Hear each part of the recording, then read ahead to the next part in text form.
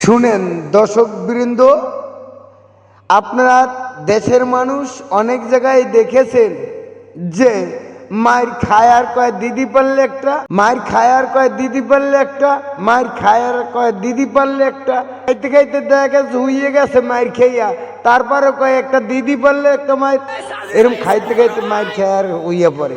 কিন্তু নাসির পাটারি, সারজিৎ এবং সাদেক আবদুল্লার একই পরিস্থিতি হবে এবং হয়েছে।